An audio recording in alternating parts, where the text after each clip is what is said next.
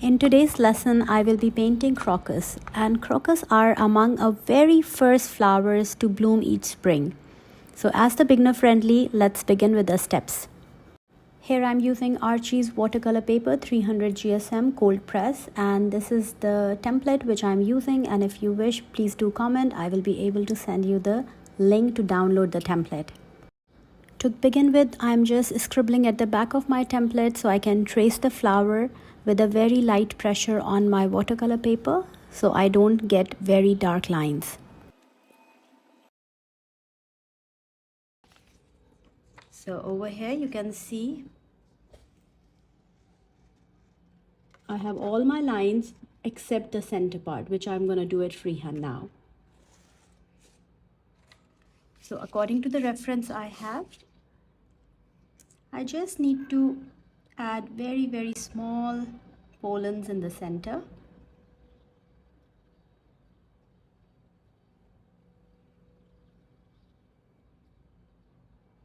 Now at this stage, I will be covering this part only with the masking fluid. So here I'm using Winsor & Newton masking fluid, which I will only apply on this core area in the center so I can easily paint my petals, and after that I can remove it. Make sure you will shake the bottle first.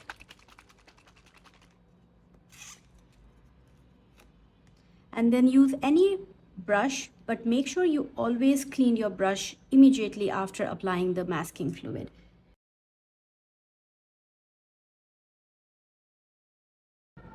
So here I'm done with my masking fluid. I'm just gonna give 5 minutes and then I'll start my painting. While I'm waiting, let me start adding the tape. I think I can go with I really like this rainbow one, so let me take this one today.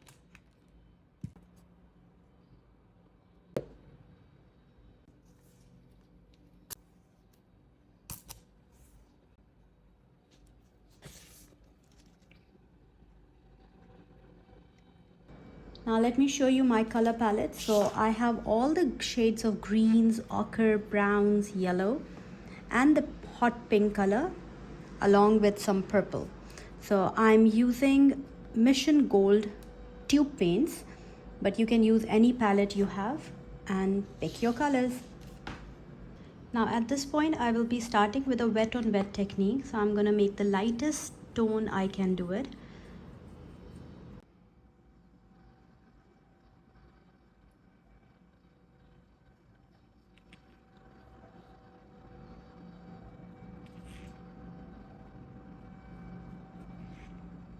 While looking for my references to start my spring flower series, I got to know that crocus can symbolize joy and romance, as well as rebirth. Due to its early springtime blooming, the color of the crocus can also affect its meaning. The purple flower can signify pride, while the white blooms represent purity. How amazing it is! Crocus flowers are also known as for their very strong scent, so they often attract the first bees and other pollinators that emerge from hibernation in early spring. Now at this point I will start giving the details in my petals. So each and every petal I will be working separately so I can focus on the values of color. The first petal I will start with the detailing and giving the fold effect. I was curious that how this name comes, how this flower get this crocus name. So I dived deep into the history of the flowers and all, and I got to know that crocus is derived from the Latin adjective crocatus, meaning saffron yellow. The Greek word of saffron is crocos, while the Arabic word saffron or zafran means yellow.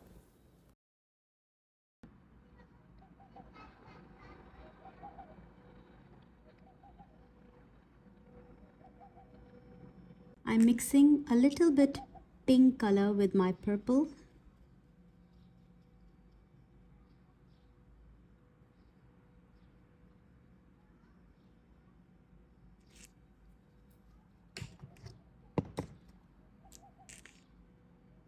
and then just blend it with water.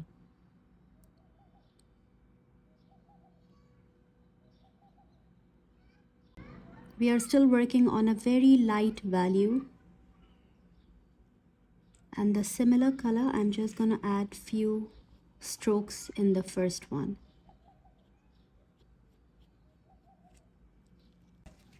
After this, I'm gonna take this small tissue and gonna start lifting the color.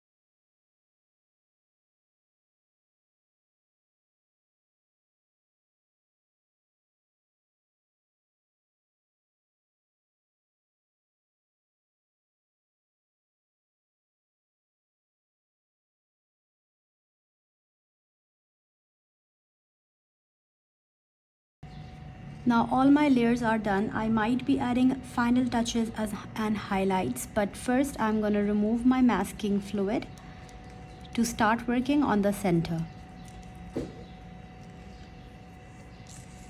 For the center area, I will start with the yellow color first, and then I'm going to add some darker shades of orange.